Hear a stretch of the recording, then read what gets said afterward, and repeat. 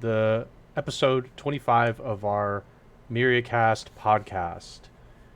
I am Otto, as usual. With me is, of course, the lovely Spoon. Spoon, Thanks. you're welcome. I And today's going to be a bit different than any other episode we've ever done. Basically, we'll go through the game news. Got a couple things involving a couple trailers, and we will also talk about SGDQ, which happened last week. And Spoon added something else to the list involving Fire Emblem drama we discussed a few weeks ago. Yeah, it's been a while. It's been actually more than a few weeks ago, like months ago. been a month, maybe a Yeah, month and a half. Yeah. that sounds about right. And we're just going to be talking general talk today. There's really no topic. I think we'll just be talking about some of the games we've been playing. I actually personally will be talking about the most recent Marvel's Avengers game that was in open beta this past weekend. I got to play it, so I would like to sort of share my opinions on the game. And then after that, we'll just be talking maybe about the games we've been playing and anything really. At this point, we're just sort of opening it up, and we will also open up if anybody wants to just chat, feel free to say something more, say hello Yep. for this particular live stream. And I'll mention that a few times as we move along. So, first off, please consider following the channel, following all this stuff. Follow Twitter, YouTube, please. Twitch obviously would be very, very generous of you to do so. Also, follow myself and Spoon for updates regarding this podcast. Consider checking out our Thursday Plays Day. We'll be playing more Tales of Crestoria. We really like doing it, and Spoon and I have found it to be a really fun experience so far. So we'll continue doing it until further notice. And, any other updates regarding if there's like special events, such as that in Nintendo Indie Showcase, we might do a live stream of that. So that'll be the intro for this. I think I want to save other Myriathon related news until we get more developments. But things are moving. Things are chugging along. We've got some stuff tomorrow, I know for sure, that we'll be talking with some groups about, which I'm really excited about. So let's just open up the floor. So I would actually like to start not with the trailers. Can we get an update on the Fire Emblem drama, Spoon? Okay, we want to start. We're gonna just start with the Absolutely. drama. Are you kidding? Okay. Guns blazing. Let's do it. Guns blazing. All right. Well, so as we said, about a month or between a month and 2 months ago, I don't remember exactly when it was. There was some drama in the Fire Emblem community, mostly the YouTube community, as probably the most popular and prominent YouTuber was accused of um, Misconduct, I guess? sexual Yeah, misconduct, sure. maybe going as far as sexual assault, but you know, it's gray. Um, Unfortunately, yeah, it's gray. and he disappeared off the face of the planet For a month. Oh, Spectrum. Oh, Spectrum's here as already. That's one. as Spectrum hits That's it. us already. I'm adding a counter. I'm so done with this. Yeah, I'm adding a counter. it's Here it it's comes. gotta it's gotta It's happen. happening. All right, continue. I'm adding this counter. It's happening. And that's two, because it And just happened again. seriously? Yep. I was just adding the counter and we got a second already. hmm Um.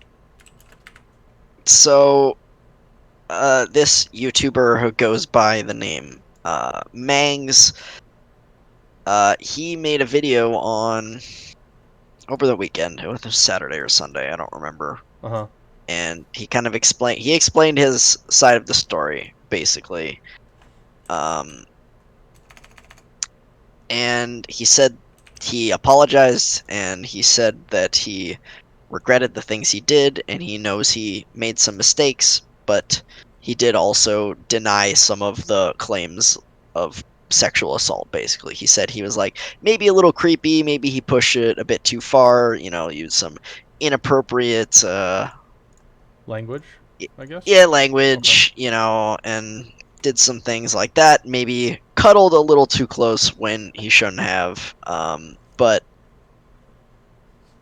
you know, so he apologized for what he believed he was guilty of, and denied a few things as well. Okay.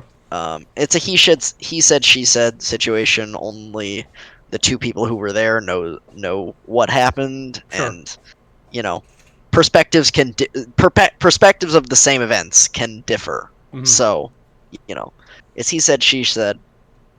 So yeah, I mean, basically, he also did say that this was also apparently there was before this whole thing came out. A month, whenever it was, a month and a half ago, there was a this was a targeted attack against him by a number of members in the community, some of which he had considered friends before.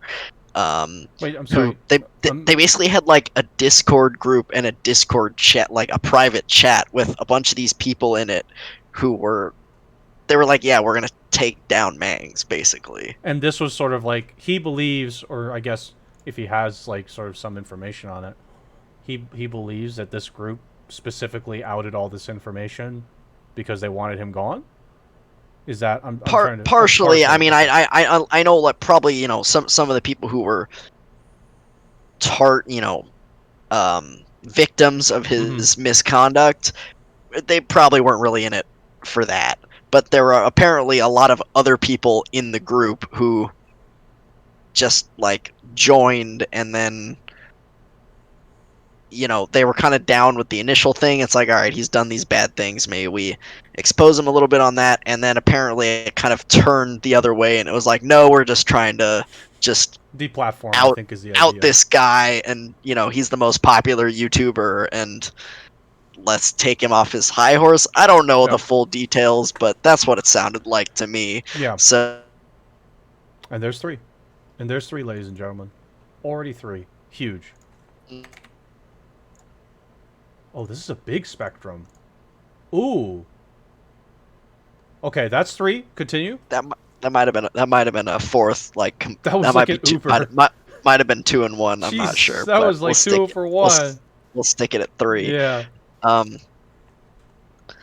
so yeah, I mean, apparently there were a few members of this group then that once it kind of went in that direction, that they were like, no, I don't like the way this is going. This is not okay. And Right. I don't know. He somehow got a hold of like at least some of this group's chat that he found out about. So that's kind of how Got it. he found out about that. And so yeah, there was definitely some foul play going on here. Sure. Obviously, his conduct was not appropriate, but at the same Wow. yeah, This is actually insane. But at the same tar- time, yep. target at the same time targeting someone just because they're popular and trying to get them off the map is ridiculous. And Yeah. he it's not like he didn't do anything for the community either. Like, he had special events on his channel where he'd like bring in a friend of his, like a smaller content creator on the channel. He called it a pair up, and they would like chat for an hour about Fire Emblem and other Sure. things, and he would help promote their channel. So it's not like he was just on his high horse not helping anybody. So I don't quite understand it, but that's what happened. Mangs is back. He's decided that he's just gonna Push keep on. doing what he was Yep. keep doing what 5? Wow. yep. Ooh, this um is going to be a tough day, I can tell. it's been good all day too, and all of a sudden we start and it's This is ripped. going to be a tough one. But yeah, I think I get the point of what you're saying. The thing is, like, in this kind of situation, I don't even know what the right answer is for what he should do. I mean, he's obviously just made the choice for himself to apologize for certain things and deny others, which is, he's allowed to do that stuff. But at the same time, he can continue to push on if he wants. He's a grown up. He can do that. Nobody's really going after him legally speaking, so No. at this point, it's just a matter of if he decides he wants to continue or not, and if the people that support him decide to follow him along. The idea of deplatforming, we'll say, is sort of this term that gets associated with like Twitter and YouTube quite a bit more than like Twitch, for example. Actually, it's kind of interesting the difference between the communities, but in YouTube, deplatforming on a YouTube scale is like it's a more well understood term than I think on Twitch. I think on Twitch it's a little bit different. That being said, for me, like I personally don't follow this person. I know nothing about this person, so I'm not gonna like really say anything much about it. But if he apologized, he actually if he was genuine about it, make his amends, and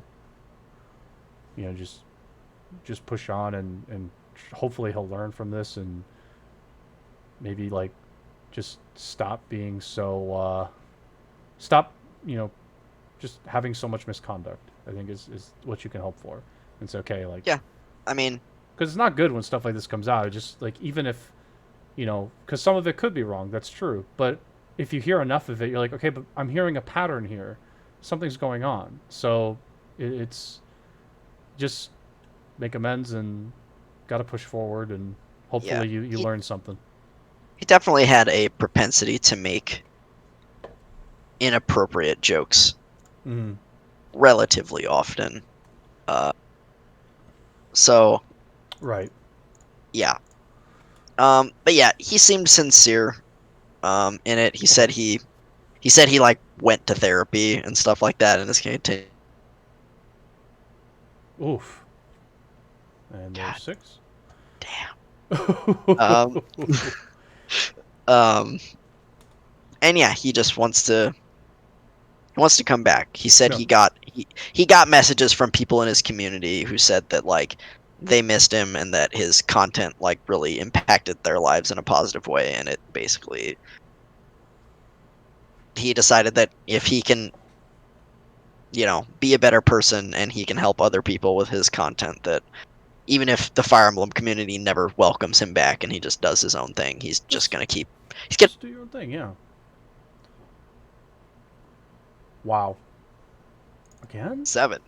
Yeah. Jeez, man. I mean, like, I don't know. Do we want to like reset the router or something? Like, this is like the worst than I've ever seen. Wait, did you Spectrum right as I was saying that? Yeah, I heard Holy. it. I Okay. heard it, but Uh, it did. wow. Anyway, um, I mean, that's all you can do. Like, he went to go talk to somebody, which I think is the right approach if you have that resource available. And I mean, obviously, people are going to support you. I'm not going to say anything. I don't know this person, so I don't want to say anything. But he can do it. He's not being stopped, really, legally speaking. So if he wants to push on and do his own thing, and even if the community doesn't accept him, you just have to have a positive attitude and move forward. That's all you can do. Um, okay. SGDQ, they I'm looking at the notes, raised looks like 2.3 plus million. It's Doctors Without Borders for summer, and Yep. this is obviously an online event. So my understanding from the scoops that I got from mostly Blue is that there of course was technical issues. I mean, the streamers themselves had some issues connecting up and getting things Hmm. settled in the when they actually had to go at their runs, and that's understandable. I'm not going to say anything. Tech issues for that are just crazy. That's 8. Wow. Um, but I mean, like, obviously, like with SGDQ, I am happy that they raised that money. Obviously, I think drama is a topic that people like to talk about, but I'm going to focus more on just, again, online event. You still raised 2.3 mil for Doctors Without Borders. It's awesome. Good job as always. I do not envy the people that had to set up the tech for all those different streamers doing it online. That's a lot of effort. Even more, I don't know if it's even more effort than usual or not, but it just seems like something that could be real frustrating at times. When we were doing Myriathon home, the days that I had to restream, whew, you just got to be at your computer all day almost. You can step away, but you still have to be there to some extent. So, those people are. It may not seem like it's hard work just sitting at your computer managing it, but you still have to be available, and that can be challenging for some people. The availability part is difficult. So, uh, anything you want to add, Spoon? I didn't watch any of it, by the way. So, Yeah, I watched here and there. There weren't that many. Jesus. It's always when I'm talking too. I think I'm not going to say anything. Positive vibes only is now my motto for everything. Positive Uh-huh. vibes. Um, Except Spectrum. except for Spectrum sucks. Spectrum. I keep seeing their ads too, and the actors. I don't know how they do it. I don't know how they do it with a straight face. They're just like, I've never felt better using Spectrum as my internet service provider. It's like, really? Are you sure? I know you got paid to say that, but how much did it take for you to say that with a straight face? How many takes did that take? Probably too many. To just say, yeah, Spectrum's great. I can't imagine. I could never do it. I'd just be laughing the whole time. Like, can you stop laughing? No, because this is clearly a lie. You're clearly lying to me. But yeah, positive vibes only is my thing now, especially with Destiny. But sorry, Spoon. Your thought before you get Spectrum halfway through it. Yeah, I mean, if Spectrum allows me to talk, I will put my thoughts forward. Um, it yeah, I didn't watch that many of the runs. I watched a few here and there. As per usual. There's all I don't even know what to say. Keep going. Just keep going. Just keep going. yeah, that was a really small one that like barely was anything. Yeah. And so yeah, like the Kingdom Hearts run was cool. I couldn't watch it live because it was at a time when I had class. It was like 8 in the morning, and it was just like data org. So cool boss showcase. That was fun. Okay. We'll wait for him to continue. Final Fantasy VII Remake. They did that one, which was no surprise as the game just came out and it was quite popular. Yep. What else? I think the last day was pretty hype. Pump It Up on the I think that was Friday night, Okay. which is it's a DDR game Oh, okay. basically. And the dude, oh my goodness. If you watch one thing from SGDQ, watch Pump It Up. Holy moly. I didn't know someone's legs can move that fast. It's truly amazing what some people can do, and sometimes you just like when I was with our friend Nick, we went. Nick, I guess, won some like contest, or his family did, so we got to go to this big IMAX size screen. I don't know if we've ever told you this story, but he took me and we actually played Dead Space on this IMAX screen, which was amazing. But we I had his remember this buddy. vaguely. Yeah. His buddy came, and his buddy's like was one of the top Guitar Hero players in the world. I'm not kidding. I think Nick said he was top 10. This guy did Through the Fire and Flames or something. One of those ridiculously difficult songs. He added extra difficulty to it. I think it's just like you add speed. Unbelievable. It is like really unbelievable just watching this dude play. And he would like while he was doing it, he was telling us a story of how he was beating somebody so badly in an online Guitar Hero match, he was able to stand up, go make a sandwich, and come back and still won. And it's just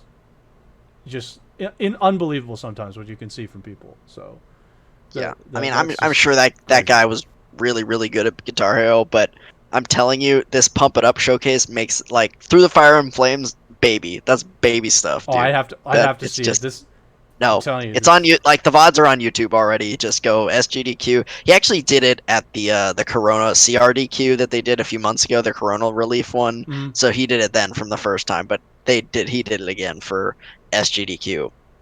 I have no words. Yeah, I just don't know how it's possible. This guy, I don't understand. I don't know. As I said, hard to say. The Guitar Hero thing was amazing, but we'll see. But So yeah, watch Pump. watch Pump It Up before he got Spectrum. Watch that. That's what I'm taking away from this. Mm-hmm. So Pump It Up's about an hour, so it's not that long. Okay, fair.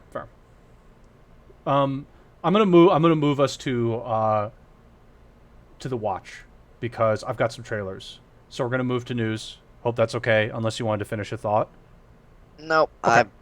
I can't finish my You thought. can't. So No. let's just go. No, I'm actually I'm not. considering. I'm not gonna be able to watch these trailers either because it's just gonna rip. I but kind of want to clip good this luck. and send it to Spectrum and be like, "You guys just suck. You guys just are bad." Okay, so just for quick context, I've got a couple of trailers for us folks watching. Let's cue them up. The first trailer, both of these dropped, I believe, the same day. We had Gotham Knights and Suicide Squad Kill the Justice League. Gotham Knights came with gameplay and story. Suicide Squad was more of just a CGI trailer. So why don't we go ahead and start with Suicide Squad? This is muted. I really wish I could... the problem is, I believe there's copyrighted music in this. So you're going to have to forgive me. I'm just going to sort of talk through the CGI trailer, and I'll put closed captioning, but I can't turn the audio on for this because I'm fairly certain it's a copyrighted song in here. It sounds like I don't know what artist is singing it, but it's clearly a copyrighted song. And if I put the audio on for this podcast would not be able to go on YouTube. I'm sure it would get blocked. So, but the idea is this was made by Rocksteady, so the Arkham series is making this Suicide Squad Kill the Justice League game. Again, no gameplay was provided. It was simply a CGI trailer. There are a few characters you see, and I forgot one of their names, but you get Harley Quinn. You get I think it's Captain Boomerang.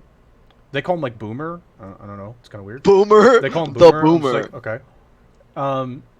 There's I don't know the name of the shark off the top of my head. I feel really bad about this, but I think it's like DC Comics. What's his name? King Shark. So it's King Shark, and then the last one is Deadlock. Oh my god. What? The gun guy? Yeah. Deadlock or Deadshot? No, it's Deadshot. I think it's Deadshot. Deadshot. Yeah, it's Deadshot. Yep. So the this is the Suicide Squad one again, not Gotham Knights. This is just a CGI trailer. Kind of a little bit of a comedic, as you kind of expect with Suicide Squad. It's got some comedic flavor on it, but then they just have this trailer of the 4 characters talking to each other. There's only 4 in this Suicide Squad.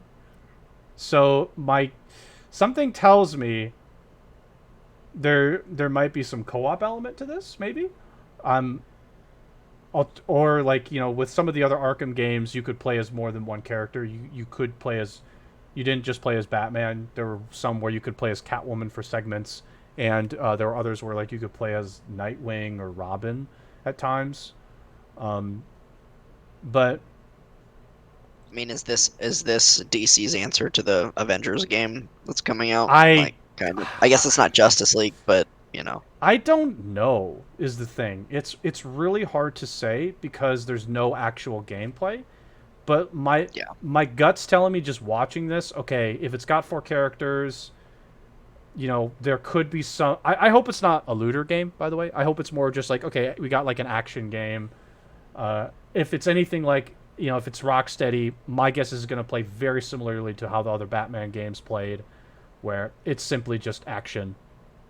Is Rocksteady making both of these games, or making the Suicide Squad game and... They're just making the Suicide Squad game. The Gotham Knights is being made by somebody else. And at the very end of this, the whole idea of this, by the way, if you weren't sort of reading the text particularly well, which I would understand, is that with the Suicide Squad, this character, her last name is Waller. So she essentially puts an explosive collar around their necks and forces them to be a secret team to work for the government. And she took criminals. So all these characters are criminals, obviously, if you didn't know. And the idea of this game is Superman has gone insane, it would appear. And the concept is that she has hired the criminals to try and kill Superman. Which I think is hysterical, because all these criminals would not do anything to Superman. It would just Superman. It would just be a comedy. It's really? These are the characters that are supposed to do anything? They would just have zero chance. And they're all, so I do think there's some I do think like this could be a funny game. Like it's got moments where it's pretty funny. I thought it was a good trailer. 2022. But Holy yeah, moly! That is a ways off. but it's far, so it's far off. But I still liked the trailer. I thought it was funny, and I You would see, it's going to be urge it's next gen PS5, Series X, and PC. So I would urge all of you to check out the actual trailer with audio. I think it's very fun. So now we're gonna move to Gotham Knights here. This one had gameplay and story. So the beginning story. I'm gonna actually have audio in this. We've received reports for a of little an bit. explosion somewhere north we're of the rolling, city. rolling Waiting dice. for the police to confirm if there 'Cause I didn't are hear any any copyrighted victims. music This yet. story is evolving rapidly. Please bear with us. We heard this really loud boom. There was smoke everywhere. Emergency services have confirmed that they've discovered a body buried in the wreckage. We're still waiting for further details. Emergency vehicles It appears that a large portion of the building has actually In collapsed. international news, an explosion rocked Gotham City earlier We are today. now able to confirm that billionaire philanthropist Bruce Wayne is... Okay, so the concept of the game is Bruce Wayne or Batman has died in an explosion. And he leaves his legacy to his other sidekicks. So there are several. There's I don't know which Robin this is. I believe it. I think it might be Tim Drake. No, Tim Drake is Red Hood in this one, I think. But there's like Robin, Nightwing, Red Hood, Batgirl. If you're watching this, I'm dead. This is a code black. And I would encourage people to go do a quick This check message of was all the automatically stories of each of triggered these when I destroyed characters. the cave and everything it contained. We both know it won't take Batgirl long is for Gotham's Barbara criminals to Gordon. realize that Batman is I don't know if gone. it is in this one, but in the ones I've And you seen, it's can't count Barbara on the Gordon, GCPD. the daughter of the Never trusted commissioner. us since Jim died. Gotham will need its protectors more than There's ever. Tim Drake. I'm leaving you the Belfry as base of I forgot which one operations. Nightwing is. I forgot his name. Some of the But technology Tim Drake, I is think, is outdated. Red Hood. One of the But Robins you ends up need getting all like my files. really messed up and becomes Red You've Hood. always had my back when I needed you. I know And you then keep there's just Gotham Robin. safe. There's like a Robin. There's multiple.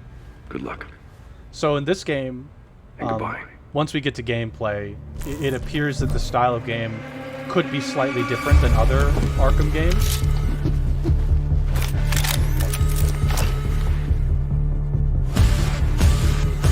So we're gonna have multiple playable characters. Multiple again, playable I guess. characters. So this is Red Hood, Robin, Batgirl, Nightwing. So we have multiple. By the way, I just want to make a side comment. This is a great What is that? costume for Red Hood. The Batgirl costume. This is the best Batgirl costume I've ever seen. I don't know how I feel about the best. Robin. What is that like This is poncho he's terrible. wearing? That This is Robin terrible. costume sucks though. That's That is awful. terrible. Like Nightwing looks pretty yeah. good. Yeah, the other three are great, but that I'm not This is digging bad. that poncho he's wearing. I don't like This that is at really all. bad. But the Yeah. Red Hood looks great. This is exactly how I would picture Red Hood. Batgirl, again, I thought this was like the best Batgirl costume I've ever seen. Excuse me. And then Nightwing looks pretty good here. Yeah, whenever I saw this Robin, I was like, what is with this jacket? It's trash. It's The yeah, it's jacket really is- bad. It's jacket. like The jacket is trash. really bad. He's just like wearing a hoodie. Like what? Yeah, I don't get it. I don't get it. I really don't get it.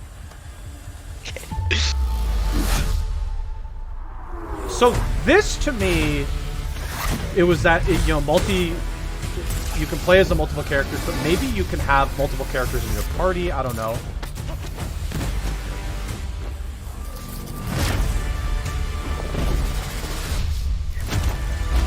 Because there was like you could fight with some of the characters. It looked like yeah. So there's Red Hood.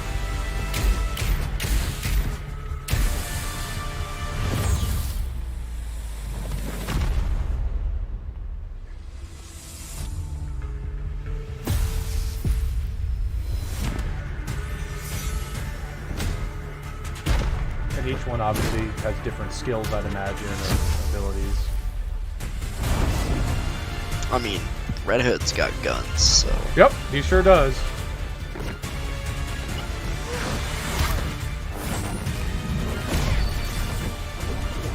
I'm gonna guess Batgirl might be the most like standard, kind of like Batman. Like, Yeah, could be.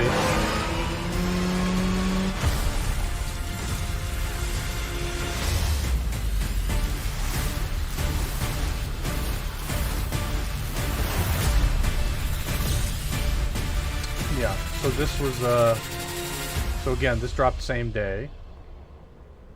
Both these trailers dropped same day. No one talks about them.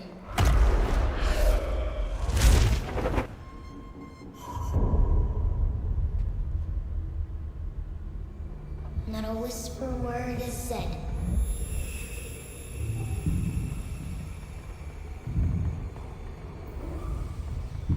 For if you try to cross them, By the way, I have no idea what this is. the town strikes you dead. I literally don't know what that is, so don't ask. I mean, I have no clue. I've never really read comics, so I'm not that knowledgeable on Marvel or DC lore. So, But sometimes you can just sort of tell. Like, you know who the Penguin is, right? And sure. I mean, Yeah, yeah, I know you the know, main yeah. villains. I know Yeah, Mr. yeah. Freeze. I know Yeah. Penguin. I know Joker, Riddler. You know, I know that Yeah, stuff. I know the basics. yeah. So that one I was just like, I thought it was like, oh, it was like maybe League of Shadows type of deal. Which is okay. This is, by the way, sort of a side note. Some people say Ra's al Ghul, some say Ra's al Ghul. Don't ask me. I really don't know the. They said Ra's al Ghul in the movie, but who knows if But that they was say right or not. Ra's al Ghul and other stuff, and I'm just like, okay, Yeah. I don't know. I actually don't know the proper pronunciation. So I thought it was League of Shadows at first, but I really don't think so with the like what looks like coffins. But still, it was both these dropped same day. This one obviously had some gameplay with it, not made by Rocksteady though. But still, this one is going to be a closer release date. 2021's kind of vague, to be honest. That could be end of 2021. That could be beginning 2021. But I'd guessed closer to the end. I would guess like a fall release next year. That would be my guess with this. Yeah, I would think so too. So these so both of these I think received positive reception. First off, I just want to point out they both were received positively, which I think is appropriate here. I'm going to transition. I mean, we haven't seen a Batman game since the last one, right? That was, Which Arkham Knight, I Arkham think. Knight. Yep, it's been a while. And I remember that one not being as well liked as the first two, at least. Yeah, I actually haven't played it, but from what I've heard, Nick did play it. Our friend Nick played it, and he said he enjoyed it, but there was a lot of Batmobile. It's just like a little bit too much Batmobile. So, but Arkham City and Arkham Asylum were both fun games. Arkham Asylum had a bit too many repeat bosses, but Arkham City was like actually perfect for what you want out of a Batman game. It infused all the villains in a really like relevant way to the universe, which I really appreciated. And I hope they sort of weave in that same idea with Gotham Knights. I don't know what to say about Suicide Squad. I gotta be honest. It's like, it's kind of weird how like Suicide Squad is like popular right now. I think it's and I gotta be honest. I think it's literally because of Harley Quinn. Yeah, it's like literally Harley Quinn. It is Because the Suicide Squad movie was not good. Like it was basically Deadshot and Harley Quinn that made that movie decent, if you want to call it decent. But it's just like I just think it's kind of funny because I'm like, okay, Suicide Squad's not like the first thing I would really go for the DC universe, but Harley Quinn and Deadshot are in it, of course. They gotta be in it, because Harley Quinn's super popular right now. So the I don't know, I'm interested in Gotham Knights, except for Poncho Robin. That was like weird. Again, I don't know who designed that outfit. Like I certainly don't think Bruce Wayne would like be like, oh, what if Robin had a poncho on? I don't think that's what he would go with. But all the other outfits look great. All the costumes, even for Suicide Squad, looked really good. So this is like, I'm really intrigued. I trust Rocksteady. They make high quality games. I have no idea about the other studio, to be honest with you. It seemed like WB Games Montreal was the group there, but hopefully if they just I mean, took the WB basis of, yeah, WB published the other Mhm. Arkham games, so I'm sure they have the groundwork with the other Yeah. Arkham games for that. That's all you need, and just add some Batman flavor to it. I know he's not in it, obviously, but I still think without Batman, that game could be carried. I liked all the stuff I've seen with Red Hood. I've seen like a couple movies with Red Hood. Red Hood's great.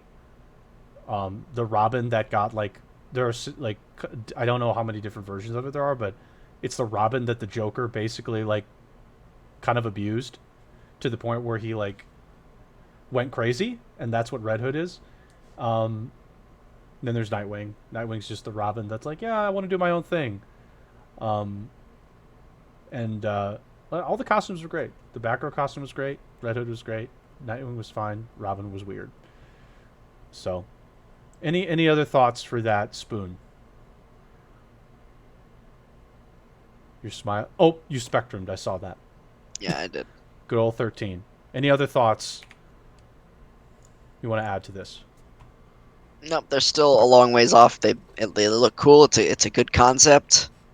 It's interesting that they're both have these multiple character thing going on. So we don't know exactly how it's going to work. If it's going to be co-op or you're going to like swap between them during a single player thing, or maybe both. I don't know. Like, I hope co-op, to be honest with you. I hope both games are co-op. I want more co-op experiences, please, in my games. I know that single player story is there. I want more co-op experiences. I really do. I'm enjoying co-op experiences. I know even with story, I want more of that. I really want to play a story of the game with a friend. I think I like those. So more of that would be appreciated, at least by me. Okay, I'm gonna shift gears. Sorry. So I played Marvel's Avengers this weekend, and I think the community has been pretty harsh on this game. I've seen Steam has mixed reviews. I've seen a couple videos from people. They've had, in my opinion, from their videos, relevant criticism. I've seen streams of this game. This game has issues. From the streams I've seen, I've only seen a couple. I can't, but I've seen like a couple hours worth of gameplay on streams. I played this for about 4 to 5 hours ish, something like that. Maybe I don't know. I don't know what Steam said, but it felt like about 4 hours. So I only got one glitch that could be replicated, and the glitch that I got replicated in the game was if I'm in a loading screen loading into mission, I tab out. I tab back in, the mission loads, and I can't actually do anything.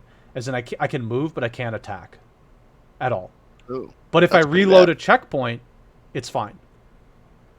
That's still pretty bad. That's still pretty bad, I know. But it's a replicated issue, so hopefully somebody else has gotten it and reported it to. They probably know about something like that. That seems like a pretty easy bug to replicate. Yeah, it was super easy to replicate. I did it like twice. And that was the glitch I had. The only one, actually. I don't know what they patched. They definitely had a patch for this game before the open beta. I don't know what they fixed, but I had none of the problems other people were having because I'd seen problems people had. There was some like with full screen issues. Some people like glitched into the wall. Some enemies glitched into the wall. Some people glitched into the floor. It was like there were plenty of different issues. I didn't get a single one of those other ones. So either they patched it or I just was lucky. The action in this game is good. It's very it's kind of fun. If I played on PC, the default key bindings on PC, you'll need to change them. The dodge button is V. It's like it's like control or something weird to dodge. It's the keyboard layout for this game. You're gonna have to change it. I mean, I can't imagine playing a game like that with keyboard, to be honest. I would never play that on a keyboard. I would only play that on a controller. I feel like for controller, I feel like it would be fine. I think though that like with keyboard, they're mostly okay. But I was like, I had the the WASD keys for the movement and such. but when I tried to dodge, it was the most awkward thing in the world to try and dodge. So this might be a game where you have to like immediately change key bindings, which is normal, but it's just like the default key bindings were definitely not desirable for certain things. And dodging, by the way, is like a critical thing to do. I played on normal difficulty. There's 2 other harder difficulties. I can't imagine not rebinding dodge on a harder difficulty. It was definitely not great. But the action's good. There's like different skills. You can do different combo moves. You can actually combo with your party members in kind of different ways, in funny ways. The Hulk has an ability where he can throw an enemy. He can grab an enemy and throw it. And then there's another character, Miss Marvel, who's Kamala Khan. She has a grab move too. So Hulk can actually throw an enemy, and Kamala can grab the enemy out of midair. They can like play catch with each other. It's kind of funny. I've seen people do it. It's pretty amusing to watch. I like that stuff, even if it's not like intentionally like a strategy. It's kind of fun to mess around with. But I played as Hulk, Miss Marvel, and Black Widow. I played a little bit of Iron Man. Iron Man is the one that has very unique flight controls.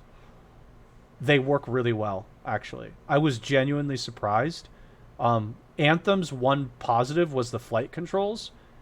This game pretty much copied those flight controls really well.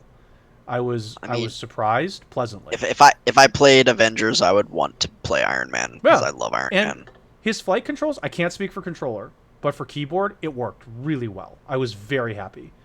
I'm sure it's fine on controller. Dual stick, that sounds fine. It should be fine. But I was very happy. And Iron Man has like various different cool skills. Like he gets the Hulk Buster, which is awesome. Just like he can like grab the Hulk Buster and just go at it. It's great. I think Kamala Khan, Miss Marvel, was like the strongest character I played as. Actually, she's like what's his name from the Fantastic Four, who can stretch. Mr. Fantastic. Who can stretch and make limbs larger. So one of her heroic abilities is she can just grow bigger. She just grows in size, which is pretty cool to see. And she's really strong too. Which character is that? Her name is Miss Marvel. Miss Marvel. The character is Kamala Khan. Hulk is good. Hulk is super fun to play as. Just this big bulky monster. I enjoyed it a lot. You just like can grab rocks out of the ground and throw them. Just like he's got like the Hulk smash, the clap. And I played as Black Widow actually more than anybody. Black Widow's really fun too. She and Iron Man both have range attacks that are projectiles. Hulk does too with a rock. But she gets pistols and machine guns. They're pretty good. The pistols are good. She's got a lot of cool various different like takedown abilities. She can go invisible. And her heroic is she just gets a big staff and goes crazy. She was really fun to play as too. I thought all the characters were fun to play as, which is good. Here's my problem with the game. I have maybe 2 problems. Number 1, I still don't like how the loot can't be shown. I know it could be a licensing issue, but it's kind of like jarring to see it. It's like, okay, I just got better loot, but I don't get the payoff of seeing like the loot in action. I just sort of like know it's there benefiting me. You got to pay $10 and buy the skin for that. I don't think you have to pay to buy the base skins that you get. It's like a currency I acquired in the game. It was really easy to get too. Like I unlocked almost all the Black Widow stuff right away. It was really I'm interesting. sure. Okay, I'm being a bit cynical, but I'm sure there's some cosmetics that you can probably unlock through the gameplay, whatever the in-game currency is. But I would not be surprised if there are also DLC paid skins as well. So. There absolutely will be. There's no doubt in my mind there absolutely will be. But yeah, I got most of the Black Widow stuff just by playing, and I didn't play much. Here's my problem: the missions. I hope I hope this is different than what I played. The campaign missions that they provided all felt the same. Literally, it must have felt like a copy paste job from them, and it's really disheartening because I played. I think every mission I played had the same theme, and some missions are just like, for whatever reason, 5 times longer than others. There were some missions that took me like less than 5 minutes. There are others that took me 15 to 20 minutes. It blew my mind. I was like, why is there such a stark difference in like some missions where you just go to like 2 rooms and you're done? Other missions, you got this big old map, and then you got to go into a room, take an elevator, do a thing there, take another elevator, do a thing there, take another elevator. I was like, what? Why? Like, I'm okay with missions being like different, obviously, in different lengths, but there really wasn't anything that made it feel like this mission will be longer than others before I entered it. It was very strange to see, like, okay, like I know that a strike in Destiny 2 should be shorter than maybe a normal campaign mission. I know that a raid should be even longer and require a certain a certain group effort and teamwork to get through compared to something like a strike. I know the differences. In this game, there was no like differentiating factors to say, oh, this is going to be a short mission, or oh, this is going to be a long mission. I didn't see anything. There were literally... Was there any classifications for the missions at all, or it was just like mission, mission, mission, mission, mission? It's just like... There's a mission title, a description, a power requirement. I won't say requirement because like I could just go in as a really weak character. And then it was like a challenge rating. Also, I think you could boost the challenge.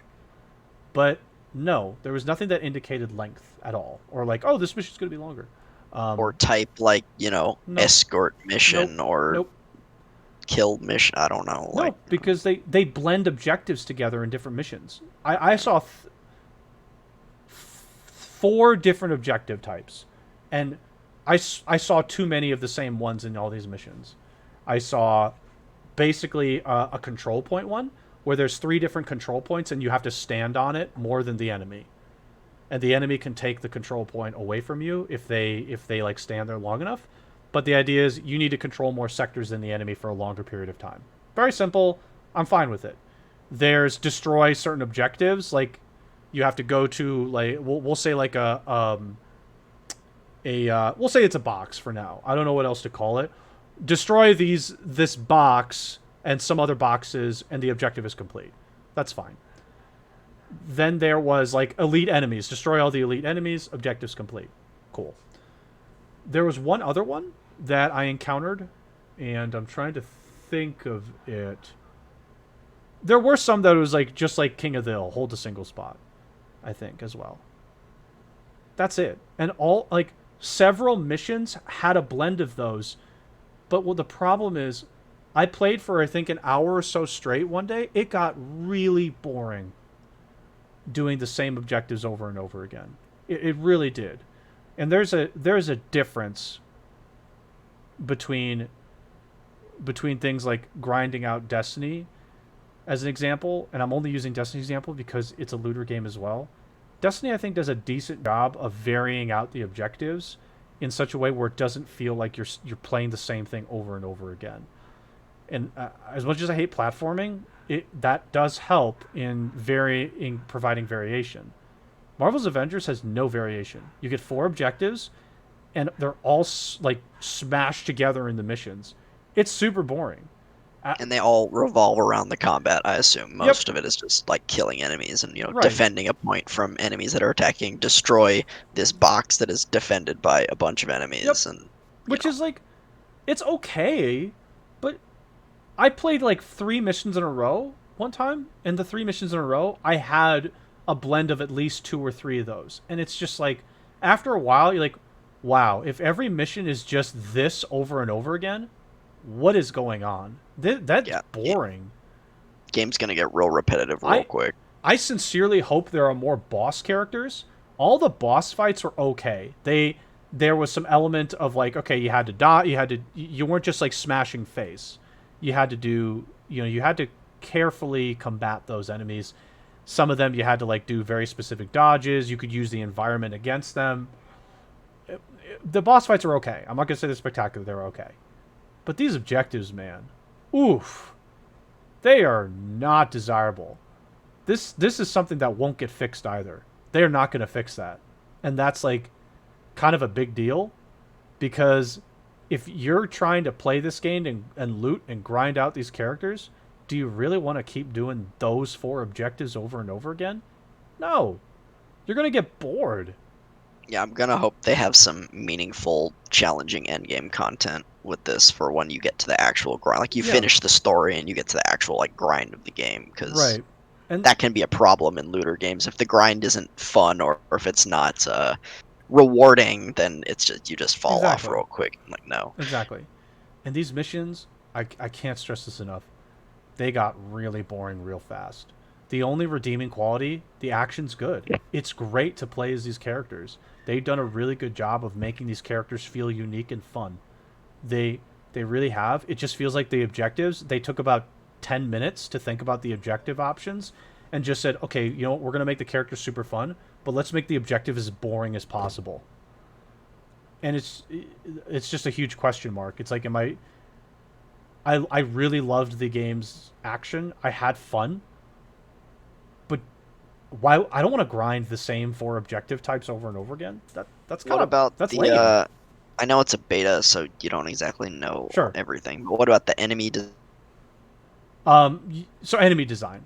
So enemy design and the enemy variety? Like, did you have to vary your strategy based on the enemies you were did. fighting? Or Yes, you did. What? Yeah, you did. There were some enemies with shields, so you had to use dodge, and you basically had to like roll over them, to essentially get like a flank on them. There are ranged enemies which you need to use your range abilities, or you need to press the attack on them, which I think is good. It's good to have some range enemies to go after. It varies up your skills and abilities. Like Black Widow, I was constantly swapping between melee and guns to try and go after various different targets. You do need to power attack some enemies, which is fine. It makes sense to have that. And there are some enemies where Black Widow has a stun ability. She can fire like almost like a taser. There's like these big mechs, and when they come and attack you, she can stun them and lock them down immediately with this ability. It's a heroic, but the I do believe that these enemies were somewhat different. There are different types of enemies.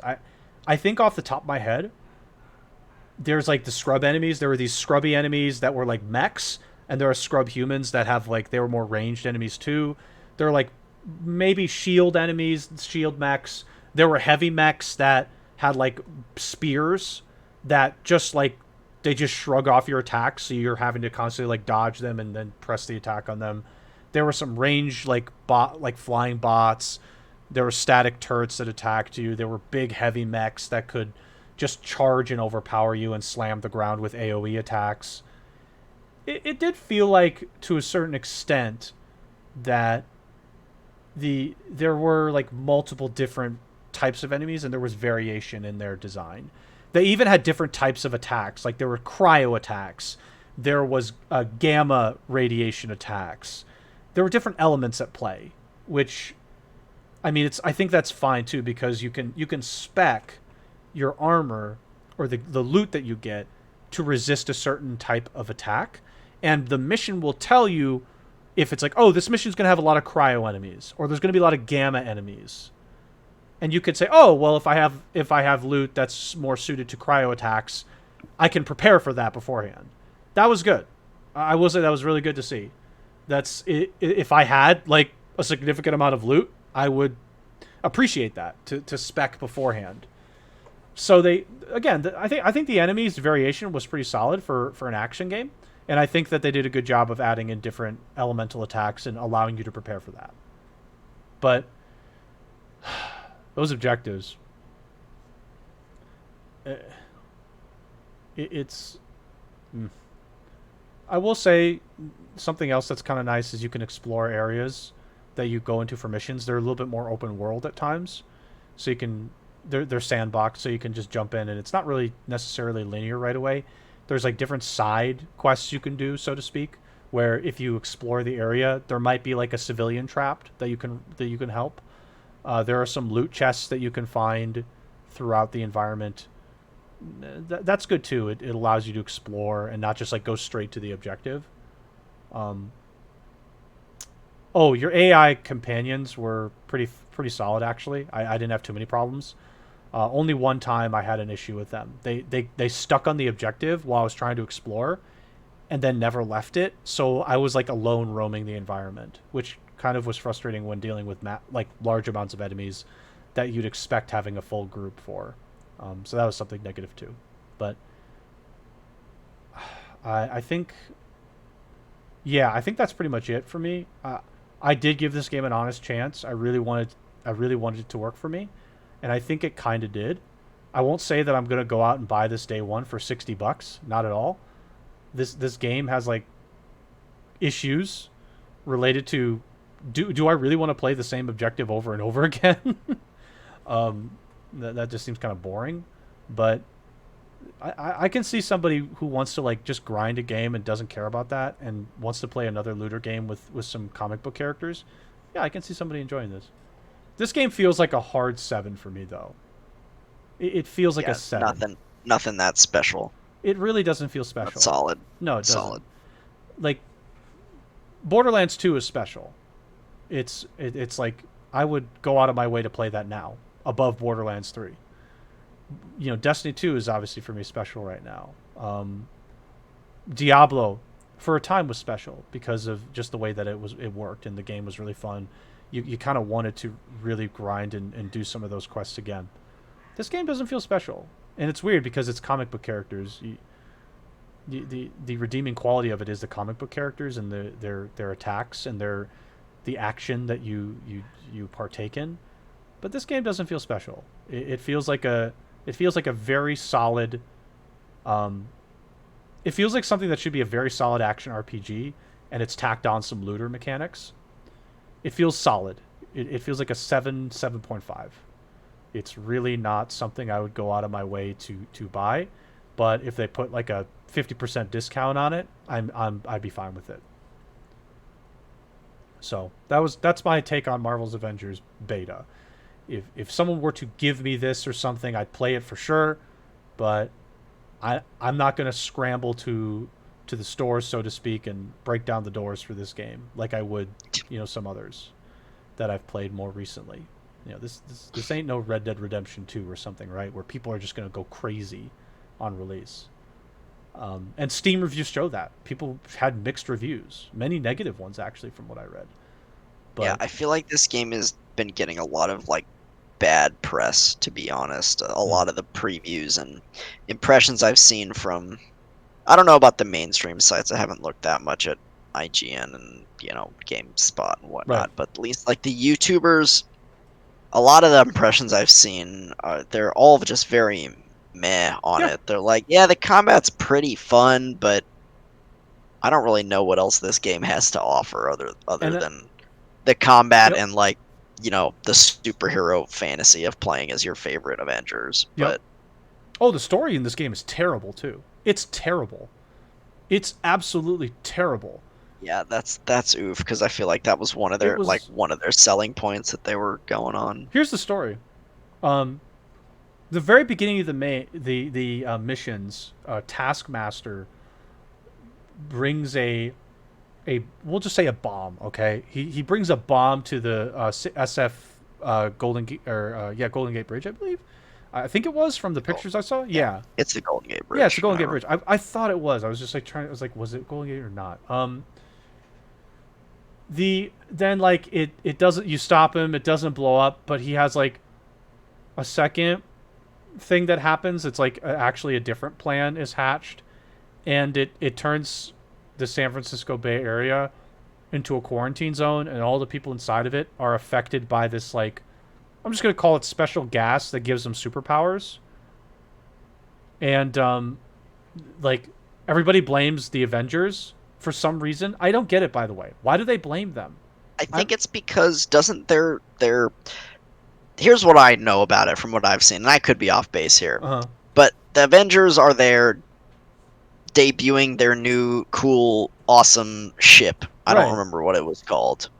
And something as part of Taskmaster's plan, maybe it's the backup plan that you're talking about here, something goes wrong with the ship and it, like, the reactor overloads or something like that, and that's what causes this mutant gas or whatever it is. That's my understanding of the story. Also, Captain America dies. Yeah, he like dies at the very beginning, which is dumb. I'm like, really? What are you doing? Yeah, I feel like I want to play as Captain America. I was like, what are you doing? I feel like they're gonna find a way to bring him back later in the game so you can actually play as I Captain hope America. so, because that was stupid. I was like, what are you doing? You play as him in the tutorial, and then he dies. You're like, are you kidding? I hope he comes back. Like, what are you doing? Because he was fun. He was really fun in the tutorial. You, like, throw your shield around, and he's, like, he's pretty fun to play as. Yeah, no, I was just like, I didn't get that. I was like, oh, the reactor overloaded. But, like, something pulled the ship down. Like, I don't know. I didn't get it. I was like, okay, fine. But if that's the explanation, fine. So the Senate's like, they're obviously upset at the Avengers. They're like, oh, this is all your fault. You're turning people into, superheroes, and, these people could be bad people. This is all your fault. And so the Avengers are, like, disbanded, and another group comes in called AIM, and they like, provide... AOL Instant Messenger. Basically. They like, provide a cure... Because, like, one of the second mission is, like, they're curing people with these powers, but it makes it seem like they're torturing them, but it does cure them. And the Avengers characters are like, this is evil, destroy everything. And I'm like, but they're curing them, right? Like, okay, destroy it, because it seems like it's a cure. Why are we going after these guys? I literally don't get it. It was like, It was like something where I felt like, oh yeah, I feel like I was reading all the information, but why are we going after them again? I don't get it. And, like, they're going after you. They hate you because they're like, every time you encounter, like, oh, it's the Avengers, go get them, take them out. It's like, this is terrible. It's just like, I was like, wow, I literally don't care. Sounds like either the story is just terrible or it's told so poorly that you just didn't understand it. I feel like I need to read this. It's one or the other, but in both cases, it sucks. Because if you didn't understand it, then they did a terrible job telling their story. So... I feel like I want to read this plot again. Okay, the story begins on A Day, where 5 of the founding members of the Avengers celebrate the unveiling of a second headquarters, and powered by Terrigen Crystal, by Terrigen Crystal. The ceremony goes awry when Taskmaster, like, screws everything up, and Captain America dies, and the ship goes down. The destruction of the crystals caused the spread of Terrigen mist. I hope it's Terrigen, which turns countless regular people into superpowered beings known as Inhumans, which is actually a thing, by the way. Blamed for the tragedy, the Avengers disband. 5 years later, the rebuilt San Francisco is now under the control of a science-based organization called AIM, led by who cares? George Tarleton, I guess. Doctor Evil, Doctor Evil. Corporation, including Doctor those who Corporation. And superheroes are outlawed. With the world in peril once more, again, I don't know by what. Teenager and Inhuman Kamala Khan uncovers both her new superpowers and a shocking conspiracy regarding AIM. She embarks on a quest to reassemble Earth's mightiest heroes. I don't even know what the conspiracy is, though. I literally don't know. I mean, okay. I just, like... She, like, takes Hulk on a mission to find something, like... So they're, like, trying to... Yeah, I don't know. Like, I don't even know what to say. Like, I didn't get... I didn't... Like, I knew that the Terrigen mist, like, spread across all the people and turned them into the Inhumans, or the superheroes in this case. Different, we'll just say superhuman characters. But, like, yeah, I was like, why are we going after AIM? Like, I feel like I feel like I need more context. Like, why are we going after these people? I hope, like, they kind of, like, fix that up a little bit, because I was just like, you finished that tutorial mission, and then you're just jumped into Kamala Khan and Hulk in the jungle, and you're just like, okay, like, what am I doing here? Why do we need to get Jarvis again? What are we doing? It was very confusing to me. When you're confused by the first 5 minutes of the story and don't know why you're doing what you're doing in this story, that's a problem. Yeah, it was. Yeah, it wasn't great. I'm gonna say the story just feels like it's gonna be really bad. I'm just gonna say it. Recent Marvel stories have really not shown any promise, particularly from just the movies. But this game just feels like it's gonna be kind of the story could be a. Hopefully, it won't be a snooze fest. Is what I'm getting to here. So anyway, that's all I have to say about the game. I think it's a hard 7.5. I really do. So I talked a bit about that, but so now that we've sort of gotten out of the way of game news and my ramble on Marvel's Avengers, we've got some time here. Let's just chat it up. So, Spoon, Well, I've got something I want to ramble about. you are more than welcome to ramble, assuming Spectrum allows you. It probably won't. And I did mention this, and it is on the agenda, but it is Humankind. Go ahead. I remember this. Go ahead. I didn't see any Now, videos for it though. I have to be honest with you. Okay, I was gonna ask, did have you to do be- your research? I And did the not answer do is any. no. I did not do any research on this game. Please do not yell at me. Well, I won't yell at you on the cast, but I'll yell at you later. Oh. There's a 6-minute gameplay walkthrough from IGN. Let me pull this up actually. Shop online at I the Google. don't need to hear that. Go ahead. No, go ahead. The floor is yours. So, as I mentioned last week when I shouted this out, this is the newest game being developed by Amplitude Studios. They make Here's what I'm gonna do. Keep going. they make 4X strategy games, which we've talked about in the past. Their 3 4X games before were Endless Space, Endless Legend, and Endless Space 2. And Humankind is their competitive. And there's another Spectrum. Yep. Humankind is their answer to Civilization, which is really the go-to historical 4X on the market. And obviously it shares many similarities to Civilization, being also a 4X game and also a historical 4X game.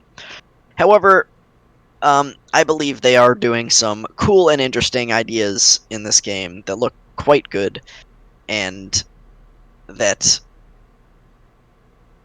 I'm really excited for this game. I think it looks excellent. I think it is, though it probably will pale in comparison in sales due to Civilization just because of the name brand of Sid Meier's Civilization and that.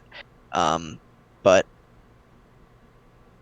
I'm excited for this game. I think it looks really good, and I'm playing a IGN gameplay of it, but you can continue. I did see some of the stuff that you talked about before, where you pick various different civilization or cultures, we'll say. Yeah, they're called cultures. Yeah, cultures in the game. Okay, and like you pick them early, and like you get different culture options as the game goes on. It seems like, or you can, I guess, stick to a culture, is what you said. Sorry, Spectrum. Say that again. Well, I was just saying, like, you pick different cultures, and like those cultures can change as you progress in the game through different eras, or you can stick with a culture, is what you said. Yeah. So the way it works is the game. There are 6 eras in the game, actually maybe 7, because you start in what they call the Neolithic era, I believe, is where your civilization that you start with is just going to be a nomadic tribe, and you have to wander around until you collect enough resources to found a city, basically, and then you would enter the Ancient Era. And basically, every time you progress to a new era, you get to pick a culture. Okay. So you start as no culture. You just start as random, roaming nomadic tribe. You're not really a culture. And maybe I'm making this up, but I feel like I saw something somewhere where you're going to be able to customize the look of your leader, like your player character avatar, and then you'll be, your character is the leader of the civilization that can evolve and like pick these different cultures. Sure. But every time there's an era transition, so there is the Neolithic, which is the nomadic. There is ancient, classical, medieval. Yep. And then early, they're calling it early modern, and we don't know what the last 2 are called, but maybe like well, maybe early modern is industrial, but in Civ it goes ancient, classical, medieval, Renaissance, industrial, modern, atomic, Future. information, future. Future. Yep. But they said they're not doing any.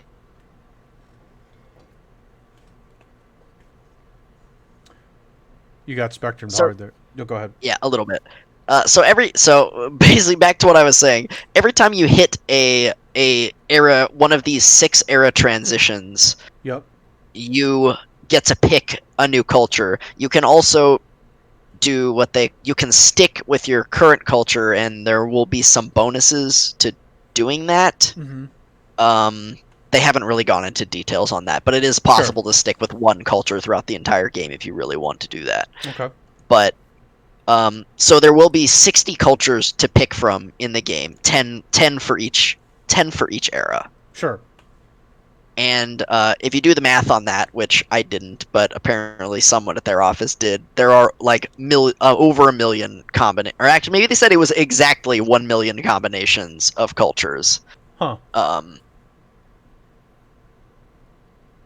So yeah, if you were to pick a new one every single time, and maybe that also includes sticking with the same one the whole time, or sticking with I'm sure it one does. along the way. So whatever. Apparently, there's a lot of different combinations and variants you can do, and each culture has is classified into one of like 6 or 7 buckets. Okay. There's scientist, militarist, expansionist, agrarian, aesthete, merchant. That's 6. What's 7? There might be one more. There might be like an industrial one later, but there's none early in the game that are industrial because that wouldn't really make sense. Right. Yeah, those are all that I'm thinking of right now. Okay. There might be a couple others that either they haven't unveiled yet or I'm not remembering. And then they also have each culture has a unique unit and a unique district. So the cultures aren't super diverse and unique as you might expect if there's going to be 60 of them in the game. So they're not quite as unique as one of the civilizations in Civ 6 is. Yeah. But I think it's a cool idea because throughout human history, America, for example, didn't exist in the ancient era. Like the American civilization did not exist in the ancient era. So the idea is like these cultures evolve over time and adapt to the new changing times and eras and such. So yeah, I think it's a cool concept. I think it'll lead to interesting gameplay possibilities with all the different combinations. The other thing to mention also, actually, is that it's also a competitive system. So when you're playing in an actual game with other players or against the AI, you can only pick each one once. So the first person to get to each era gets first dibs, and then that one's off the table. It's out of the bucket, and you can't pick it. Right, makes sense. So, interesting. Yeah, I think that's a cool system. Another thing that they are doing that I think is interesting. I'm a little iffy on this because it's just not standard for 4X, but they are using there's not going to be separate victory conditions. There's not, like in Civ where there's, science, domination, all the different victory conditions, culture, diplomatic. There is one global score system in the game that they call fame. Okay. That you accrue over the game, and whoever has the most fame at the end of the game wins. Okay. And you get fame for doing. That's 16. The first person to discover a natural wonder will gain some fame for discovering the natural wonder. Sure. The first person to build said wonder, or there are many things over the game that obviously you can gain fame. And also gaining fame seems to be the way that you progress through the eras. The way you progress through the eras, again, they haven't gone super deep into detail on some of these systems, but you gain these things called, I think, era stars that you get for doing certain tasks within each era. Okay. And there's different buckets for these era stars for, science, food. Science, food, spectrum. Certain number of these era stars, you are allowed to advance to the next era. You also don't have to immediately advance to the next era once you gain enough era stars. You can choose to stay in your current era and culture if maybe you're working on something in that era that you want to complete before you advance.